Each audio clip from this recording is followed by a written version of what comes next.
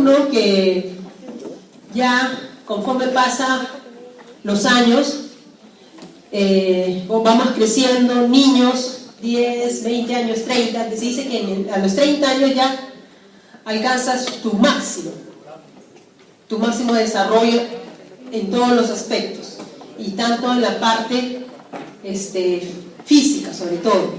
Entonces, a partir de los 30 se llega a la meseta y empieza el declive. Entonces, en este declive, ¿quiénes llegan? Llega la sarcopenia, o sea, pérdida de masa muscular. Viene la osteopenia, ¿no? Pero esto se ve ya más adelante, 40, 50, o sea, ya más en bajada, ¿no? Entonces, ya a partir de los 30 ya empieza el declive. Por eso, por favor, lleven buenos estilos de vida. Sus estilos de vida están entre los 20 y los 30, ¿ya? Entonces, la osteoporosis, que va de la mano con la sarcopenia, ya pérdida de masa muscular. Hablemos solo de hueso, osteopenia, osteoporosis. ¿Qué es la osteoporosis? Es un trastorno caracterizado por resistencia ósea disminuida.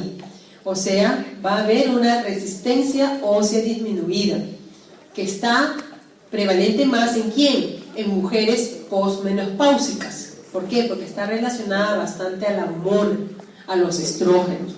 Pero también se puede ver en hombres y mujeres con trastornos de otro tipo, ¿no? Que tiene que ver ya con la regulación y que llevan a una alteración en la desmineralización ósea. Las manifestaciones clínicas más frecuentes de la osteoporosis, que viene a ser fractura vertebral, fractura de cadera. Aquí, por ejemplo, ¿quién puede ser un varón con osteoporosis? Paciente varón de 30 años que se dializa. Osteoporosis, ¿ya? Mujer, una paciente que le ha quitado los ovarios por un tumor a los 35 años, salpingoforectomía bilateral. Pónganle, ¿no? Esos son ya los casos, ¿no? Que son las excepciones que varones y mujeres. Lo normal, si no hay nada de esa patología, es a partir ya de la menopausia en las mujeres. ¿Qué más? La osteoporosis, por lo que se estudia en Estados Unidos, ¿no? La epidemiología tiene más estudio, afecta a más de 10 millones de personas, pero solo se diagnostican y se tratan un pequeño grupo de ellos. Entonces, la osteoporosis se define como una reducción de la resistencia ósea. Esta reducción de la resistencia ósea incrementa el riesgo de fractura. ¿Qué más? El Organismo Mundial de la Salud lo define como una densidad ósea que cae 2.5 derivaciones estándar debajo del promedio de los adultos jóvenes sanos del mismo género. En este caso viene a ser la calificación T, un score T para osteoporosis. En mujeres posmenopáusicas que inciden en el extremo inferior del espectro joven normal, T-1 son aquellas que tienen una densidad ósea reducida y mayor riesgo a padecer osteoporosis. En este caso están en el rango de osteopenia. Ya vamos a ver luego la gradación del score T, ¿ya? Este grupo va a padecer más del 50% de fracturas en las mujeres posmenopáusicas, incluido fractura de cadera. En la epidemiología de Estados Unidos, 8 millones de mujeres y 2 millones de varones, o sea, con una T menor de 2.5. Aparece con mayor frecuencia conforme va incrementando la edad. En las mujeres, la pérdida de la función ovárica en la menopausia, habitualmente ya 50 años, precipita la pérdida rápida de hueso, de tal modo que la mayoría cumple criterios de osteoporosis ya en sí 70-80 años. 70-80 años ya son huesos osteoporóticos, ya son chisitos, como digamos, ¿no? Se rompen fácilmente. No es en serio. Me acuerdo una abuelita me llevó a la clínica de 75 años, ¿no? Que se había caído y se cayó así con las manitos y tuvo fractura de las dos muñecas bilaterales, ¿no? Ya ahí, por eso ustedes tienen sus abuelitos, hay que cuidarlos. Tienen que ponerle zapatos especiales con ranuras para que no se resbalen, ya no, nada de tacos, tienen que vivir en un primer piso, todos los cuidados para de caídas. ¿Qué más? Las fracturas de radio distal aumentan en frecuencia antes de los 50 años, en lo que describen, y alcanzan la meseta a los 60. La incidencia de fractura de cadera se duplica cada 5 años después de los 70. Estos pueden relacionarse con la manera en que sufren caída las personas conforme envejecen, pues son menos las que ocurren sobre el brazo estirado y más las que se producen directamente sobre la cadera. ¿Qué quiere decir? Que más frecuentemente cuando se caen sobre la cadera, en la colita. Entonces, en este cuadro podemos observar que conforme pasa la edad, lo han cuantificado un seguimiento, una curva de 85 años, se puede ver que va aumentando la fractura de cadera, seguido del aplastamiento vertebral y después viene la fractura de coles, ¿no? La fractura de muñeca. Entonces, en esta plaquita, ¿no? En esta placa lateral podemos observar, miren el cuerpo vertebral, ¿no? Es un cuadradito, y el de acá, y este en cuña, ¿no? Entonces, esa es una fractura por aplastamiento. Solito, ¿ah? Sin nada, de un momento la abuelita se está levantando y viene un dolor agudo. Me duele, le llevan al hospital, le toman la placa, aplastamiento vertebral, por osteoporosis. ¿Qué más? Factores que favorecen las fracturas osteoporóticas: la edad, a mayor edad, menopausia, o de repente 30 años que le han sacado los 2 ovarios, y otros factores de riesgo. Todo esto va a incrementar la pérdida ósea, llevando a una disminución de la densidad ósea, por lo tanto fracturas, y aparte si hay propensión a caídas, lleva a fracturas, hueso de mala calidad, lleva a fracturas. Propensión a caídas, pacientes con demencia, de repente está ok, 60 años, pero está con una demencia tipo Alzheimer, ¿no? O tiene también su enfermedad de Parkinson, empiezan a temblar, empiezan a arrastrar las piernas, se caen, se fracturó. O sea, todo eso es una cadena, un círculo vicioso. ¿Qué más? Para esto tenemos factores de riesgos: modificables, no modificables y potencialmente modificables. No modificables: antecedentes personales de fractura en el adulto. O sea, si tú en tu edad adulta has tenido varias fracturas, tienes, ¿no?, riesgo. Antecedente de fractura familiar de primer grado, que tu mamá se fracture, tu papá, ¿no?, a repetición, ¿no? Sexo femenino, edad avanzada, raza blanca y demencia por las caídas. Potencialmente modificables, en los que son fumadores, los que son de bajo peso, déficit estrogénico, ya sea por menopausia precoz, amenorrea premenopáusica prolongada, bajo consumo de calcio, los que son alcohólicos, alteración de la agudeza visual, ¿no? Entonces, si no ve bien, te caes, caídas recurrentes, actividad física inadecuada, o sea, el ejercicio es muy importante, ¿eh? Y la salud y fragilidad. ¿Por qué el ejercicio es importante? Sobre todo ejercicio cardiovascular, porque cuando ustedes empiezan a correr, todo el cuerpo empieza a trabajar, todo tu sistema circulatorio, el corazón bombea más rápido, circula todo tu cuerpo, entonces hay mayor irrigación a músculos como irrigación a hueso. Por eso, pues hagan ejercicio cardiovascular. Ya en los ancianitos o ya edades avanzadas, menos riesgoso, natación, ¿ya? De repente que tienen problemas de rodilla, no pueden correr, natación, es otro cardiovascular. ¿Qué más? La enfermedad crónica con componentes inflamatorios que aumentan la remodelación esquelética, como artritis reumatoide, aumentan el riesgo de osteoporosis, al igual que enfermedades relacionadas con mala absorción. Entonces, no solo lo que habíamos visto, ¿no?, en el cuadro, sino también las enfermedades reumatológicas que habíamos visto en los exámenes auxiliares, ¿no?, artritis reumatoide, y no solo artritis reumatoide, acá el lupus lo pongo también, en la gran mayoría, porque tanto es artritis reumatoide por el mismo componente inflamatorio, pero hay que ver, por ejemplo, que la gran mayoría de enfermedades reumatológicas usan corticoides, y los corticoides llevan a demineralización, osteopenia, osteoporosis. Entonces, la gran mayoría de enfermedades reumatológicas por el medicamento, por los corticoides. ¿Qué más? Enfermedades crónicas que incrementan el riesgo de caída o de fragilidad, como la demencia, enfermedad de Parkinson, esclerosis múltiple. En la fisiopatología, para eso hablaremos de la remodelación ósea. Entonces, la pérdida de hueso por cambios normales es la fisiología propia de nosotros. Con respecto pasa la edad, envejecemos, no vamos a ser los mismos jóvenes de siempre. Entonces, conforme pasa la edad, va a haber cambios normales relacionados con la edad, que se producen en la remodelación ósea, así como factores intrínsecos y extrínsecos que exageran este proceso. Extrínsecos, que tome algún tipo de corticoide, exageran el proceso. Intrínseco, déficit de la absorción de vitamina D, qué sé yo. Durante el crecimiento, el esqueleto aumenta de tamaño en forma lineal, dice, ¿no? Va creciendo en los ejes de forma axial. Y por oposición de tejido óseo nuevo sobre las superficies externas de la corteza. Este proceso se llama fenómeno de modelación, que permite que los huesos largos se adapten en su forma a las fuerzas que actúan sobre ellos. Por eso es que el fémur tiene una posición especial y tiene más fuerza a nivel del cuello, porque va a recibir mayor fuerza en y de los dos, de nuestro eje central. Las hormonas sexuales también influyen en esta modelación ósea. ¿Por qué? Porque es en la pubertad donde empieza a diferenciarse, sobre todo en hombres y en mujeres, ¿no? Y alcanza la máxima densidad, o sea, su completo desarrollo de la masa ósea ya en la adultez. Entonces, así como la nutrición también juega un papel muy importante, los estilos de vida y el factor genético.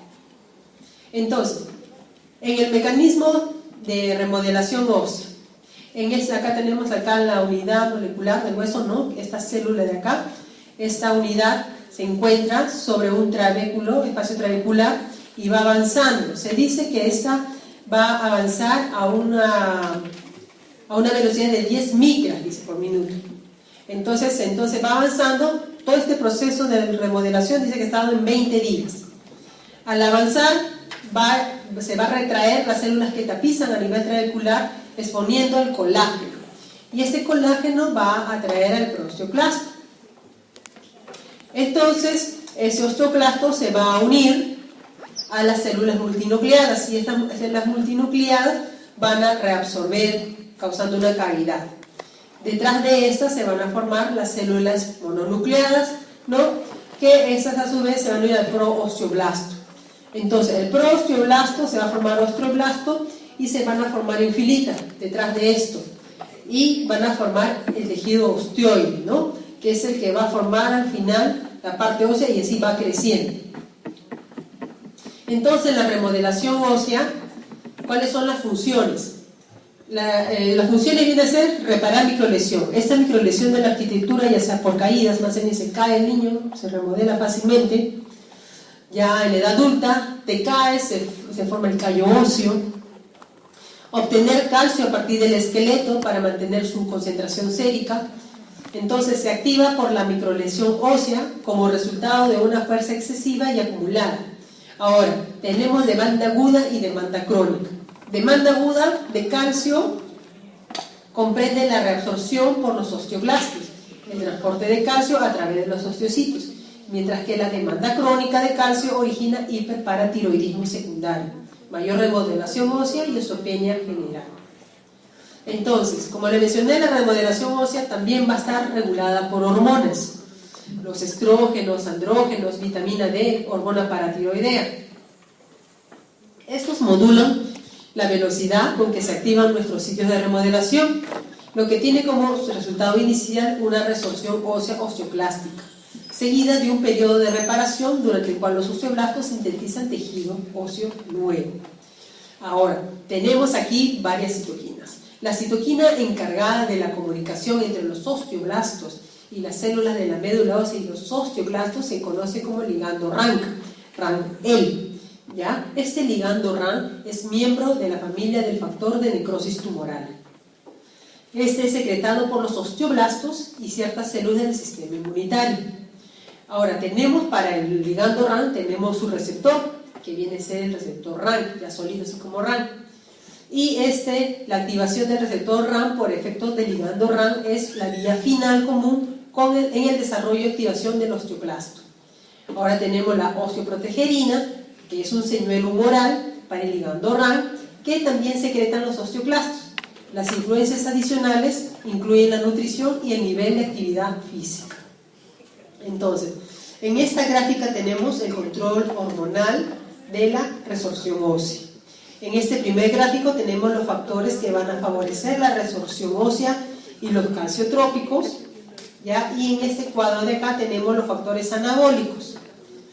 o contra la resorción ósea, o sea, idealmente ¿no? Que no haya mucha resorción. Entonces, aquí tenemos en esta gráfica, por ejemplo, ¿no? La osteoprotegerina, que viene en ese dibujito rojo, el ligando RAN y el RAN.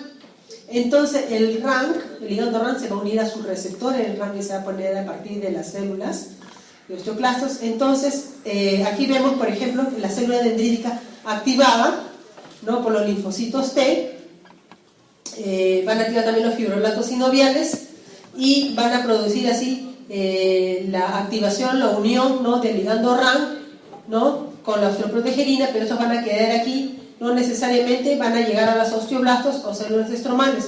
¿Por qué? Porque aquí el osteoclasto se encuentra activado, ¿no? Acá, por ejemplo, en este lado tenemos ya un osteoclasto apoptósico y aquí se caracteriza. ¿Por qué? Acá tenemos efectos ya de los estrógenos, ¿no? Entonces aquí no va a haber mucha resorción ósea. Ahora, el calcio nutricional. La masa ósea máxima puede alterarse por la ingestión insuficiente de calcio, también de calorías, proteínas y otros minerales durante el crecimiento, lo que origina un incremento del riesgo de la osteoporosis en una etapa ulterior de la vida. En la adultez, la ingestión de calcio en cantidades insuficientes induce hiperparatiroidismo secundario e incremento de la tasa de remodelación. Ahora, también la paratormona estimula la hidroxilación de la vitamina D en el riñón, lo que conlleva en consecuencia incremento de la concentración de la 1,25-dihidroxivitamina D y aumento de la absorción de calcio por el tubo digestivo, reduciendo además la pérdida renal de calcio. Se dice que el consumo diario de calcio menos de 400 es nocivo. Entonces la cantidad recomendada es de 1000 a 1200 para el adulto. Y según lo que se ha hecho el estudio en Estados Unidos, dice que lo que normalmente la gente consume es 600, 800. Entonces que es insuficiente, ¿no? Lo que está recomendado es de 1000 a 1200. ¿Qué más? Otro que influye también en la formación ósea es la vitamina D. Su déficit va a causar raquitismo en los niños y osteomalacia en los adultos. Este generalmente se ve en ancianos, los que viven en latitudes septentrionales, los que tienen piel oscura, personas con deficiencias nutricionales, problemas de mala absorción y enfermedad crónica, hepática y renal. Sobre todo, por eso es muy importante el recibir rayos solares, ¿no? Para así poder mayor absorción de la vitamina D. Entonces se requieren consumos de 800 a 1000 unidades día, sobre todo en personas que evitan la luz solar o usan lociones bloqueadoras de rayos ultravioleta de forma habitual. Ahora, el estado estrogénico. ¿Por qué la hormona, el estrógeno, es muy importante? La pérdida o el déficit de estrógeno, ¿qué va a provocar? Va a provocar activación de nuevos sitios de remodelación ósea. La exageración del desequilibrio entre la formación y la resorción ósea. El desequilibrio de la remodelación produce disminución permanente de la masa ósea. Ahora, la presencia de más sitios de remodelación en el esqueleto incrementa la probabilidad de que las trabéculas sean perforadas, eliminando así la capa sobre la que puede formarse el nuevo hueso y acelerando así la pérdida de tejido óseo. ¿Qué más? El estado más frecuente es la interrupción de la función ovárica. En esos casos vamos a encontrar déficit de estrógenos, ¿no? Este fenómeno se da en la menopausia y la edad media es 51 años. Ahora, la pérdida de estrógenos también va a aumentar la producción de ligando RAN, entonces más activación de osteoclastos. Y entonces produce así la reducción de osteoprotegerina, lo que incrementa el reclutamiento de osteoclastos. Es importante determinar el tiempo de vida de las células óseas, controlando la velocidad también de la apoptosis. Las fracturas aparecen antes en los sitios donde el hueso trabecular tiene más importancia para la resistencia ósea, o sea, fracturas vertebrales. Por eso es que es más frecuente que se da en las fracturas vertebrales. La actividad física es muy importante. Por eso dice, abuelito que se postra, se fractura. Hay que hacer más actividad física supervisada. La inactividad, como el reposo prolongado en la cama o la parálisis, produce pérdida de la masa ósea en forma significativa.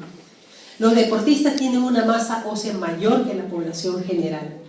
Estos cambios de la masa esquelética son más intensos cuando el estímulo comienza durante el crecimiento y antes de alcanzar la pubertad. Los adultos tienen menos capacidad que los niños para incrementar su masa ósea después de restablecer su actividad física. Ahora, ¿quién más trata ya? Enfermedades crónicas. Las enfermedades genéticas adquiridas se asocian con incremento de riesgo de osteoporosis.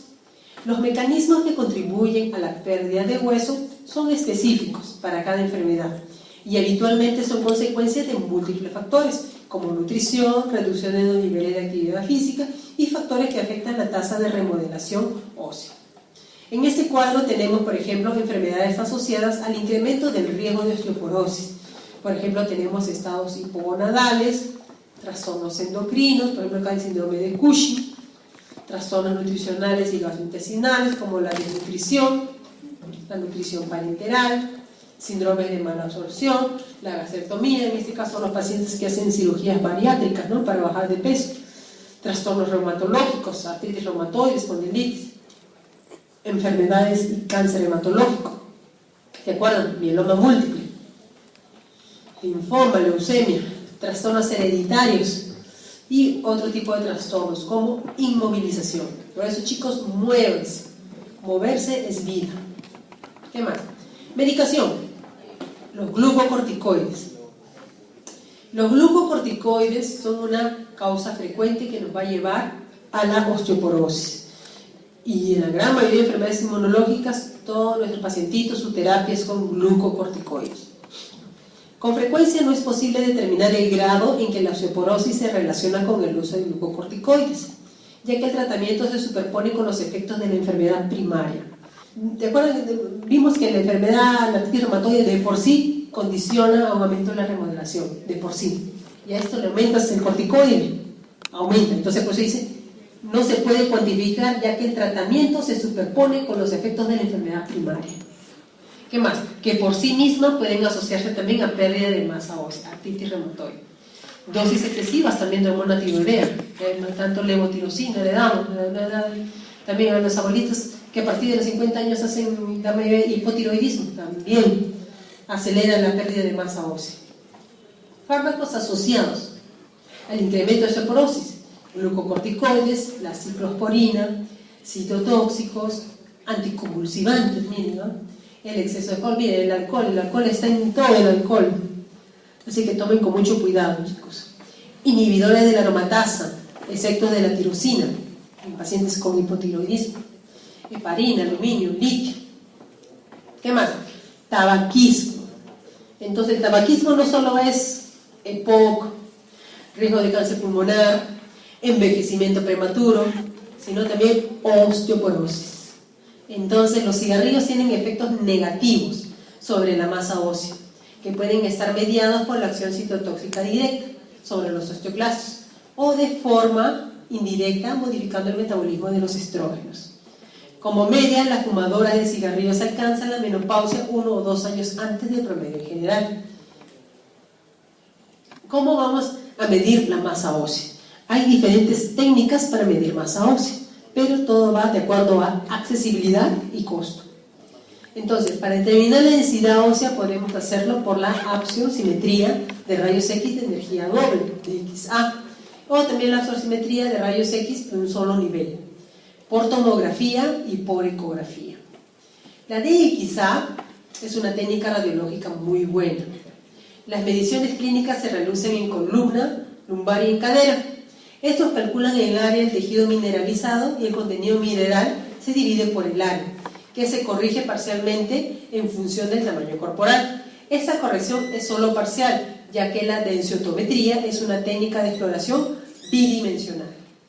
Entonces, esta densiotometría, las personas de tamaño pequeño tienden a presentar una densiotometría menor a la media, ¿no? Entonces, habíamos visto que la OMS describía que de caída de la desviación estándar en 2.5, pero dice que esto no va a ser igual en personas de talla pequeña.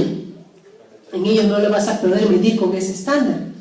O pacientes que tienen un espolón calcáneo que puede aumentar falsamente la densidad ósea.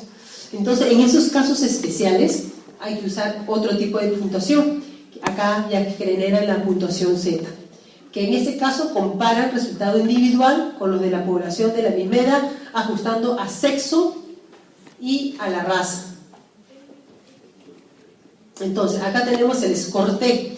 ¿Se acuerdan? Habíamos mencionado El Organismo Mundial de la Salud menciona ya osteoporosis, caída de 2.5, desviación estándar. Aquí está, menor de 2.5, osteoporosis. 2.5 más fractura, osteoporosis severa, ¿no? Mientras que de 1 a 2.5, osteopenia. Entonces, la tomografía. Nos dicen que también la tomografía nos ayuda para la medición espinal y en la cadera. Sobre todo la TAP periférica es útil para medir el hueso en el antebrazo y en la tibia. Sus resultados son distintos porque esta técnica es tridimensional a diferencia de la otra y proporciona una densidad verdadera, o sea, masa de tejido óseo por unidad de volumen. Hace un análisis específico del contenido y el volumen del hueso trabecular y el cortical por separado. Sin embargo, es más costosa. Implica una exposición importante a radiación y es menos reproducible que la densiotometría ósea. La densiotometría ósea, ustedes ven que van a una plaza de armas, arman ponen ahí un stand en la maquinita y ya, campaña de densiotometría ósea, ponen la muñequita, el bracito, la cadena. Es fácil. En cambio no vas a llevar un tomógrafo para hacer pues una campaña. Es diferente. Un tomógrafo, una tomografía no te baja de 300 soles y para medir esta densidad es más específica. ¿Qué más? Tomografía es radiación. Creo 400 veces más tomarse una placa radiográfica, una tomografía. Y la radiación también tiene efectos nocivos. Entonces tienes que ver todo eso. Por eso es más accesible una densiotometría. ¿Qué más? Tenemos ecografía. La ecografía mide la masa ósea mediante el cálculo de la atenuación de la señal a su paso por el hueso y de la velocidad con la que lo cruza. Aún no queda claro si la ecografía valora propiedades del hueso distintas a la masa, o sea, calidad, pero esto es una ventaja potencial de la técnica. Por su costo relativamente bajo y su movilidad es susceptible para utilizarla como procedimiento de detección. No lo usamos mucho. Otro más es densiotometría ósea. ¿Cuándo medir la masa ósea? Los lineamientos de la Fundación Nacional de Osteoporosis recomiendan medir la masa ósea en mujeres postmenopáusicas, asumiendo que tienen uno o más factores de riesgo para osteoporosis, aparte de la edad, sexo y déficit de estrógenos. ¿Qué más? Las guías de referencia recomiendan además que se mida la masa ósea en todas las mujeres alrededor de los 65 años de edad. ¿Qué más? Las indicaciones aprobadas por la FDA para las pruebas de densidad mineral ósea son mujeres con déficit de estrógeno y riesgo clínico de osteoporosis, alteraciones vertebrales en la radiología indicativas no de osteoporosis, tratamiento con glucocorticoides equivalente a 7.5 prednisona por más de 3 meses, de que estamos hablando de la dosis de reumatoide, ¿no? Hiperparatiroidismo primario, mira, 7.5, y los que tienen lupus o otras enfermedades reumatológicas que están con la enfermedad activa, inician prednisona 1 miligramo kilo de peso. O sea, si pesas 70 kilos, 70 miligramos día. ¿Y acá te dice cuánto? Solamente el hecho de tener 7.5. Y lo otro es 70 miligramos día. Por eso estos dos pacientes tienen riesgo de osteoporosis. Hiperparatiroidismo primario. Vigilancia de la respuesta a un fármaco aprobado por la FDA para osteoporosis. Acá, en este caso es el denosumab. Ahorita lo vamos a ver el denosumab. Repetir las mediciones de la densidad mineral ósea con intervalos de más de 23 veces o con mayor frecuencia si está médicamente justificado. ¿Qué más? ¿Cuándo dar tratamiento en base a los resultados de la medición de la densiotometría ósea? Con la densiotometría ósea es mayor de 2.5, o sea, encontramos que hay una caída de 2.5 deviación estándar, entonces, para adultos jóvenes, entonces hay que iniciar tratamiento. ¿Cuándo más? A mujeres postmenopáusicas con factores de riesgo para fracturas, aunque el resultado de la densiotometría no se encuentra dentro del espectro de osteoporosis, o sea, puede ser osteopenia. Paciente con osteopenia y con riesgo de fractura, dale tratamiento. ¿Qué más? Los factores de riesgo: edad, fractura previa, antecedente familiar de fractura de cadera, peso bajo, fumador, alcohólico, uso de esteroides, artritis reumatoides, pueden combinarse con la densiotometría ósea para valorar la probabilidad de una fractura en un periodo de 5 a 10 años. Pruebas del laboratorio. ¿Qué pruebas de laboratorio debemos hacer? Un análisis completo de sangre, el calcio sérico también, calcio en orina, en 24 horas, pruebas de función hepática del riñón. ¿Qué más? El calcio elevado sugiere un hiperparatiroidismo o un tumor maligno. Calcio bajo, desnutrición y osteomalacia. En hipercalcemia, la medición de la PTH, o sea, la paratormona, permite distinguir entre el hiperparatiroidismo, que va con PTH elevada, y una enfermedad maligna, PTH baja. Y una concentración alta derivada de la PTH, que puede ayudar a demostrar la presencia de hipercalcemia humoral relacionada al cáncer. Ahora, el calcio bajo en orina sugiere osteomalacia, desnutrición o mala absorción. El calcio elevado, hipercalciuria. ¿Qué más? La hipercalciuria. ¿Cuándo lo vamos a ver? Pérdida renal del calcio, que es más frecuente en varón con osteoporosis, una hipercalciuria absortiva, que puede ser de causa idiopática, enfermedad maligna o trastornos asociados al recambio óseo excesivo, como enfermedad de Payet, hiperparatiroidismo o hipertiroidismo. Aquí también recomiendan medir 25 dihidroxicólicalciferol, ¿ya? ¿Qué más? El síndrome de Cushing. En este caso vamos a medir el cortisol libre urinario o la concentración sérica después de administrar dexametasona por la noche. En enfermedad intestinal de malabsorción o de nutrición hay que valorar la albúmina, colesterol y la biometría hemática completa. Por ejemplo, en pacientes que tienen colitis ulcerativa, ¿no? Entonces van con desnutrición, y desnutrición lleva a hipoalbuminemia, colesterol también disminuido. ¿Qué más? Enfermedad celíaca, asintomática con frecuencia creciente. El diagnóstico se establece mediante medición de anticuerpos antigliadina, antiendomicio y antitransglutaminasa. Y esto puede requerir también una biopsia endoscópica. Estas son enfermedades que están relacionadas, ¿no? ¿Qué más? Mieloma puede mascarar como osteoporosis generalizada, aunque a menudo lo hace con dolor óseo y lesiones características en sacabocado. ¿Se acuerdan de la clase de mieloma? Por eso, si te viene un paciente con fractura patológica, antes de echarle la culpa a que es osteoporosis, piensa en lo malo. Todo lo malo. Si tiene enfermedades gastrointestinales, de repente puede ser alguna de estas, ¿no?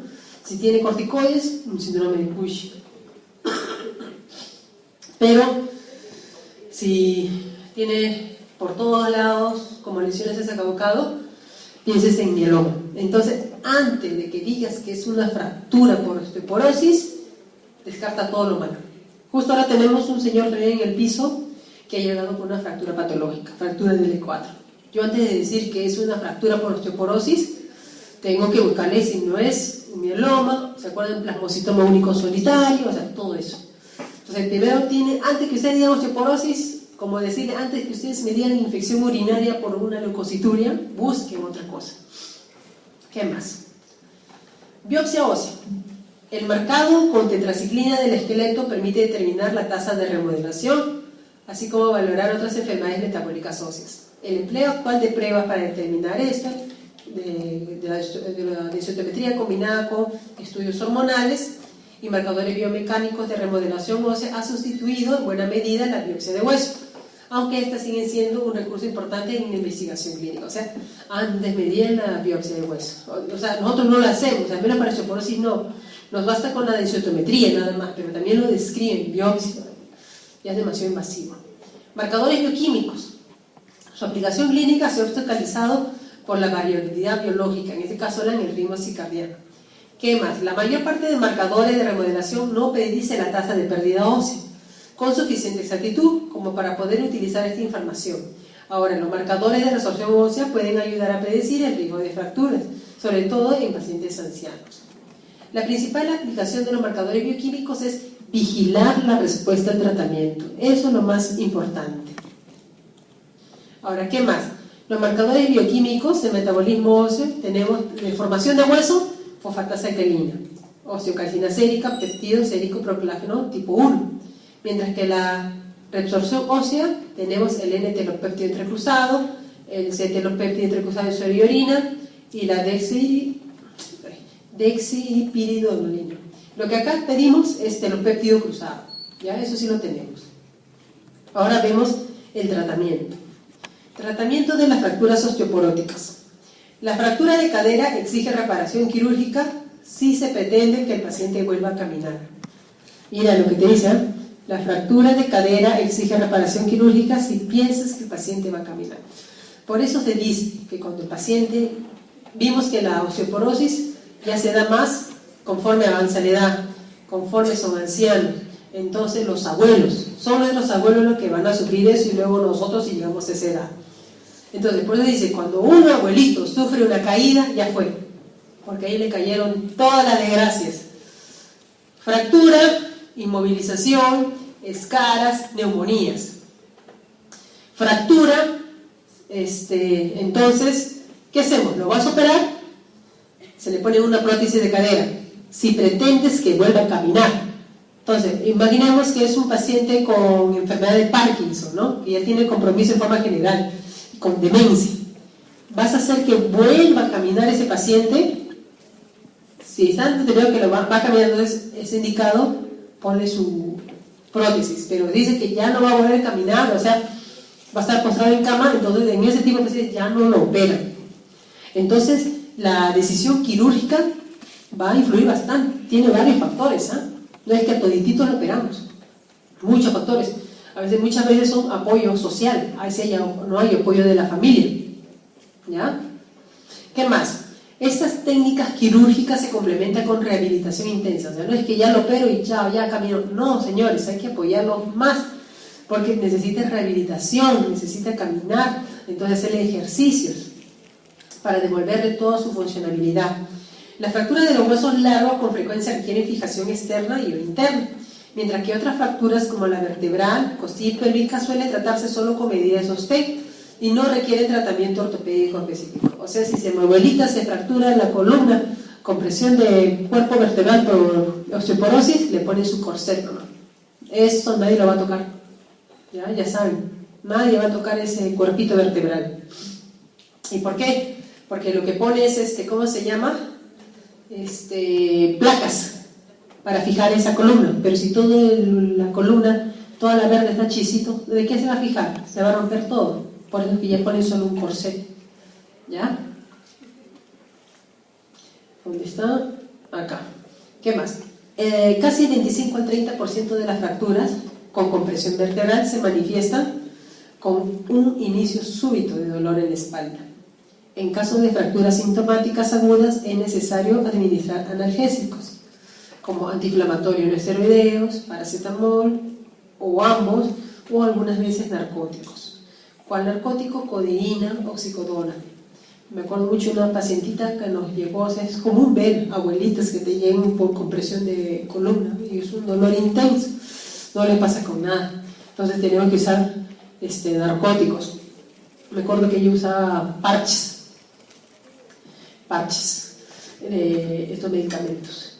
Entonces ahora, como estos pacientes con osteoporosis usan antiinflamatorios por dolor, entonces hemorragia digestiva, hacen gastritis erosiva, medicamentoso, entonces también hay que tener cuidado, ¿ya? ¿Qué más? Los cambios en la configuración del cuerpo y el dolor de la espalda pueden provocar deterioro intenso de la propia imagen y depresión secundaria. El equilibrio alterado, precipitado por la cifosis y el movimiento anterior del centro de la gravedad del cuerpo, produce miedo a las caídas, una tendencia a permanecer en casa que se convierte en el comienzo de un proceso de aislamiento social.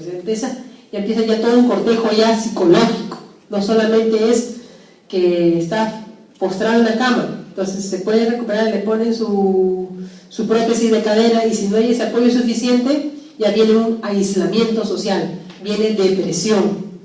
Pueden aliviarse con el apoyo familiar, psicoterapia y por favor no abandonen a sus abuelitos, ya a sus abuelitos, a sus padres, porque ustedes son el sostén de ellos. ¿Qué más? Reducción de los factores de riesgo. Entonces, el riesgo a fracturarse se obtiene por medio de que es una calculadora automática, ¿no? Y pone ahí, te pide la edad, sexo, varias cosas y tu score. Es un score. Si el paciente recibe glucocorticoides, debe valorarse para decidir si hay una indicación real y si se administran en dosis bajas posibles. O sea, antes que ustedes den corticoides, piensen bien antes de dar corticoides. No es dar por está con una faringomigalitis aguda, dexametasona, Dios, es una faringitis, algo viral, ¿por qué le tienen que poner corticoides? Ustedes le habrán dado. De repente, ustedes han sido pacientes que han recibido corticoides por una faringitis. Entonces, ¿es necesario dar corticoides? No, señor, los corticoides son acumulativos.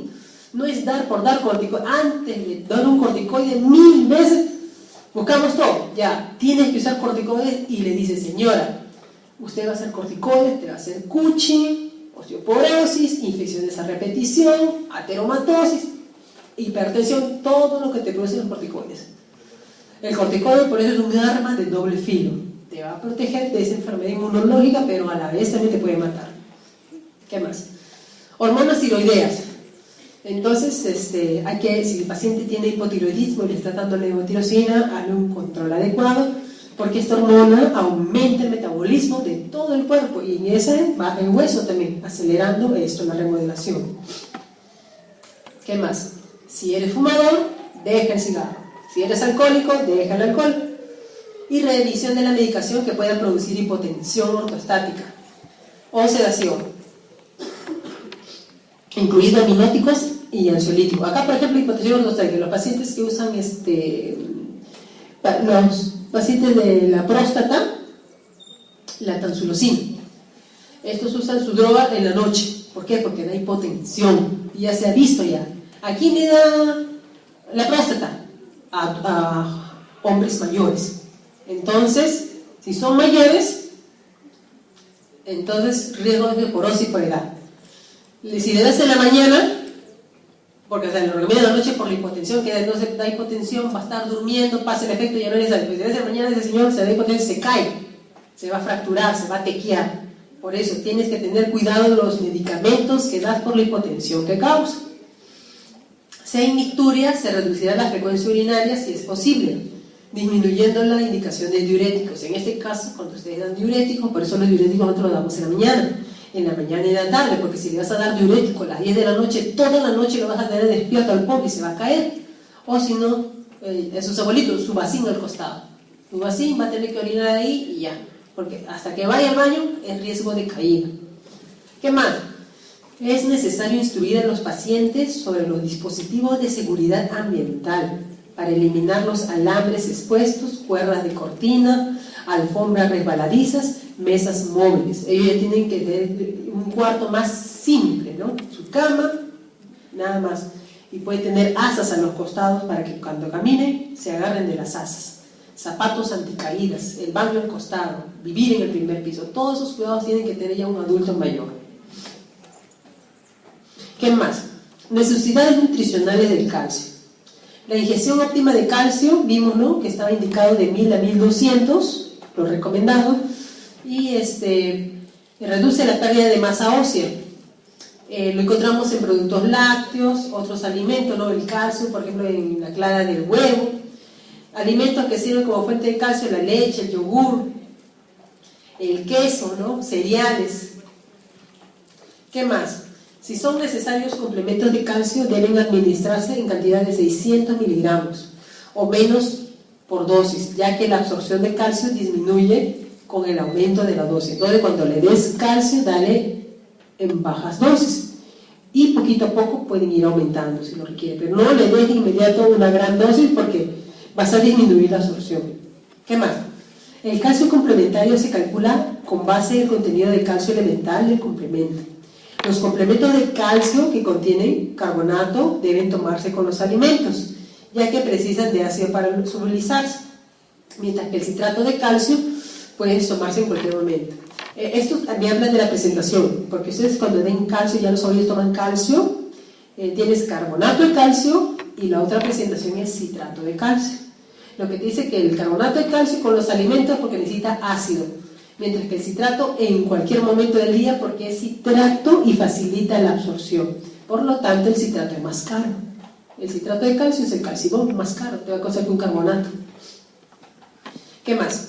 Aunque los efectos colaterales del calcio complementario, que vienen a ser mínimos, dice eructos, estreñimientos, las personas con antecedentes de cálculos renales deben someterse a medición de calcio urinario en 24 horas antes de incrementar su consumo de calcio, a fin de evitar hipercalciuria significativa, ¿no? Estos pacientes que tienen litiasis renal, ¿no? Hay que tener bastante cuidado. ¿Qué más? Aquí, por ejemplo, tenemos la ingestión adecuada de calcio de acuerdo al grupo etario. De 19 a 50 años, 1000. y más de 51, 1200. Aquí tenemos los preparados, le mencioné el citrato de calcio, que es el que más se absorbe, más fácilmente, en el mercado es más caro por esa propiedad, ¿no? Tenemos lactato de calcio, gluconato de calcio, carbonato de calcio. Nosotros tenemos vía oral, citrato y carbonato. El gluconato lo tenemos en forma endovenosa. Tenemos también calcio unido con vitamina D. ¿Qué más? La vitamina D. La vitamina D se sintetiza en la piel bajo la influencia del calor, la luz ultravioleta. Sin embargo, grandes segmentos de la población no logran obtener vitamina D, sobre todo en países nórdicos, ¿no? Entonces hay que darle suplementos. Se recomienda ingestión diaria de 200 unidades para adultos menores de 50 años y 400 para los que tienen entre 50 y 70 y 600 para los mayores de 70. Los multivitamínicos suelen contener 400 unidades y muchos complementos de calcio contienen también ya vitamina D. Otros nutrientes que te ayudan, la sal, la cafeína, pueden tener efectos menores sobre la secreción de absorción de calcio. También la carboxilación de la osteocalcina sea óptima, es necesario buenos niveles de vitamina K. Ahora, los estados en los que la nutrición y el metabolismo de la vitamina K son alterados, como en el tratamiento de los discomarínicos a largo plazo, se han asociado con reducción de la masa ósea, en este caso, por ejemplo, la warfarina. ¿Qué más? El magnesio también es muy importante también para la formación de hueso. El magnesio en este caso dice que abunda en los alimentos y su déficit es muy raro en ausencia de una enfermedad crónica grave.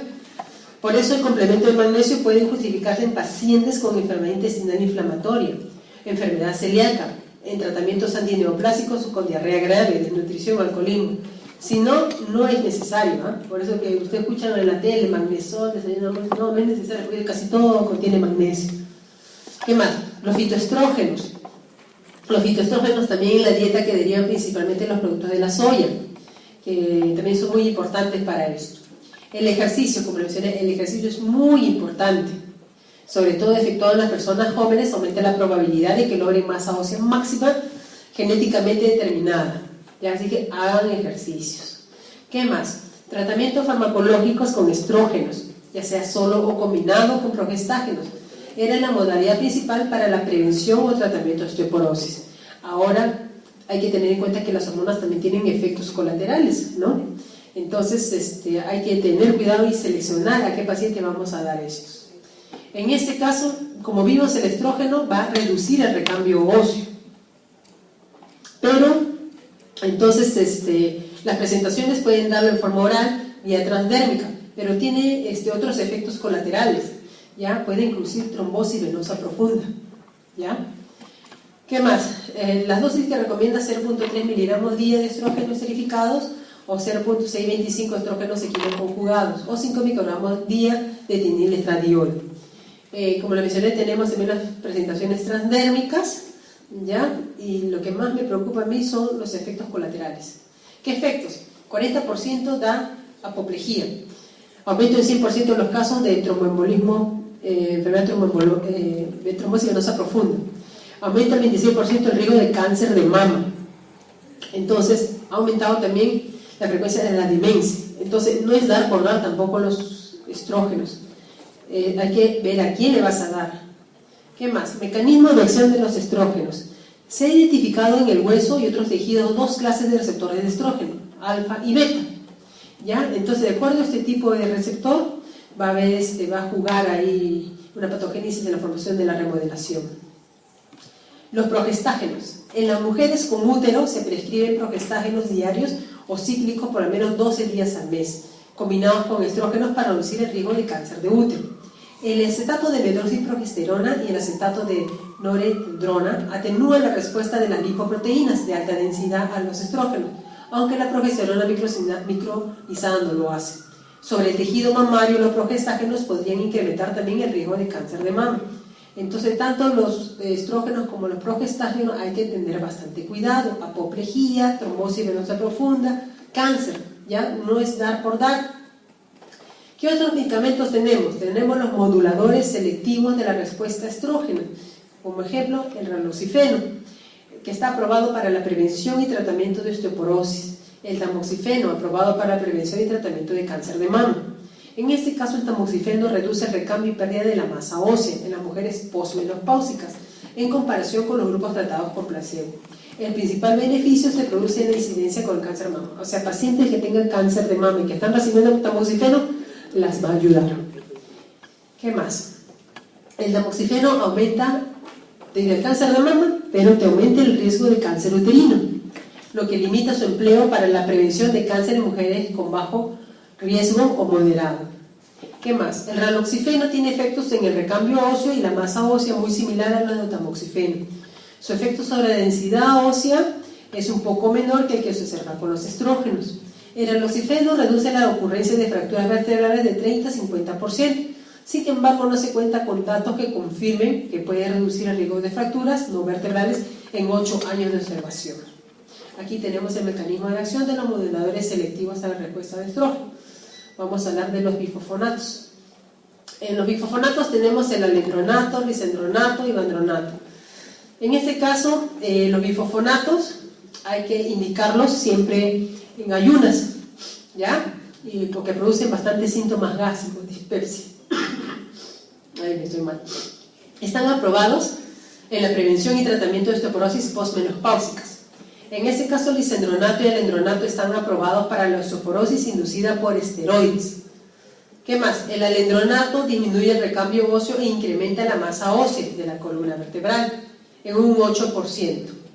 Entonces, por ejemplo, el ácido alendrónico, acá te dice, darle con un vaso grande de agua antes del desayuno, ya que los bifosfonatos se absorben mal y producen irritación esofágica. Está contraindicado en pacientes con estenosis o vaciamiento inadecuado del esófago por todas esas molestias que da. Antes de que tú des un bifosfonato como el ácido alendrónico, que lo das una vez por semana, primero tiene que tener una buena reserva de calcio, porque esto va a ayudar a fijar. Si el paciente no tiene una buena reserva de calcio, por las puras le vas a hacer que pase todos estos efectos secundarios del bifosfonato, porque no tiene buen calcio. Primero le das buena dosis de calcio y ya cuando tiene buen calcio ya empiezas a fijarlo con el bifosfonato. Pero el bifosfonato te dice que tiene efectos colaterales. El ácido alendrónico, una vez a la semana, en ayunas, estómago vacío, y de primera se dice ni que te acuestes porque va a haber un reflujo. Todas esas molestias dan. Entonces hay otros medicamentos, ¿no? Como cuál, por ejemplo, el ivandronato, que le das una vez al mes. Toma bien su calcio, bien dosaje de calcio, que esté bien buena reserva, le das su ácido andrónico. ¿Qué otro más? Le puedes dar el solendrónico, este es una vez al año. Entonces, todos estos hay una vez a la semana, una vez al mes, una vez al año, para que fije el calcio, ¿ya? Eso sí tiene buena respuesta. Ya varía ya los costos, ¿no? El lisendronato también reduce el recambio óseo e incrementa la masa ósea. Se debe tomar vaso lleno de agua simple para facilitar la llegada al estómago y no debe recostarse durante 30 minutos por el reflujo. ¿Qué más? Otros que tenemos es el etidronato, que fue el primer bifosfonato que se probó para la aplicación terapéutica, inicialmente para la enfermedad de Payet del hueso y para la hipercalcemia. ¿Qué más? El ivandronato, ¿no? 2.5 diarios, reduce el riesgo de padecer fracturas vertebrales en cerca del 40%, pero carece de efectos de fracturas no vertebrales. Entonces estos medicamentos han sido estudiados también en fracturas vertebrales, no vertebrales, ¿no? Entonces, ¿en cuál te ayuda más?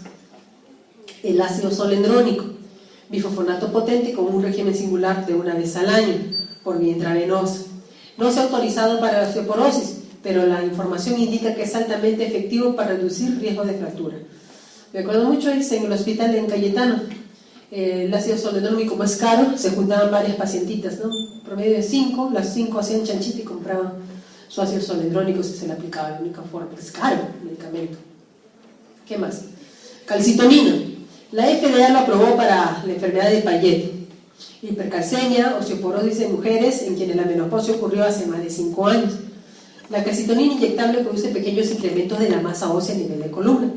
Limitan su uso, la dificultad para administrarla y las reacciones que producen muchas náuseas y bochornos. También hay una presentación nasal, ¿ya? Mecanismo de acción: suprime la actividad de los osteoclastos mediante acción directa del receptor de la misma. Ahora, el denosumab, que vimos, ¿no?, dentro de las indicaciones del Organismo Mundial de Salud, en qué momentos hacer control de la densidad de mineral óseo, por ejemplo, cuando use denosumab. Se administra 2 veces al año vía subcutánea, ¿no? Y se dice que hay un incremento de la densidad mineral ósea a nivel de columna, cadera y antebrazo, y se reduce fractura vertebral de cadera y no vertebral en un 70, 40 y 20% a lo largo de 3 años.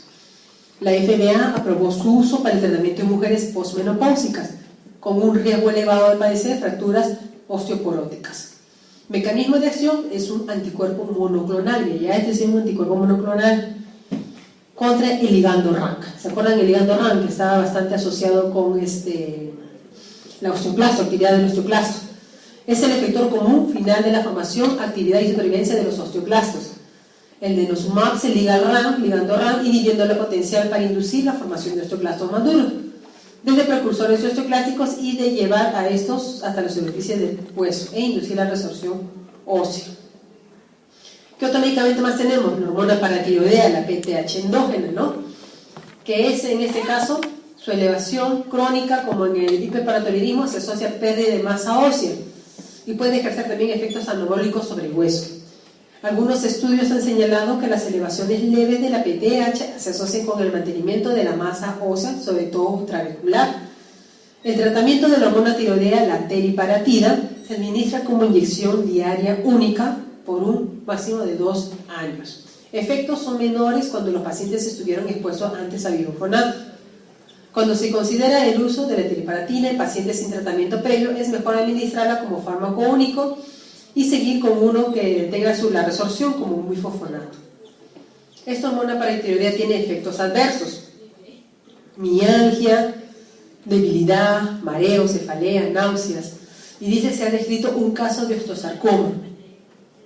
El empleo de esta PTH puede verse limitado por su modo de administración y se están investigando aún respecto a este tratamiento, aparte que también es costoso, ¿no? Aquí está señalado, ¿no?, el mecanismo de acción. Aquí tenemos una imagen, ¿no?, del hueso.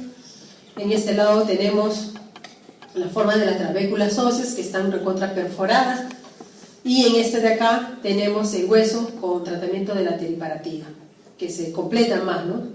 Ya no se ven tanto las perforaciones. Otro medicamento también es el fluoruro, pero no parece tener efectos sostenidos sobre la incidencia de fracturas vertebrales. Otro es el ranelato de estroncio, ¿no?, que está aprobado para tratamiento de osteoporosis. Aumenta la masa ósea. Según estudios clínicos, se observó que este fármaco reduce el riesgo de fracturas vertebrales 37% y no vertebrales en un 14%. Luego mencionan también otros posibles anabólicos como hormona del crecimiento, ya sea sola o en combinación con otros fármacos, ¿no? Esteroides anabólicos, que la mayoría son derivados de la testosterona, que actúan sobre todo como fármacos antirresortivos para reducir el recambio óseo, o que también pueden estimular la actividad de los osteoblastos. Los efectos sobre la masa ósea siguen sin estar claros, o sea, todavía siguen en estudios. Estrategias no farmacológicas: almohadillas protectoras en caras externas de los muslos, ahí en las caderas, en zonas de presión. Cifoplastía o vertebroplastía también son métodos terapéuticos no farmacológicos útiles para fracturas vertebrales dolorosas, ¿no? Sin embargo, aún no se cuenta con datos a largo plazo sobre este tipo de procedimientos. Luego, vigilancia de tratamiento. Hay que vigilar al paciente. Vimos las indicaciones en ese cuadrito de la OMS, ¿no?, cómo hacemos la vigilancia. Bueno, eso sería todo, chicos. Ha sido un día muy largo. Les dejo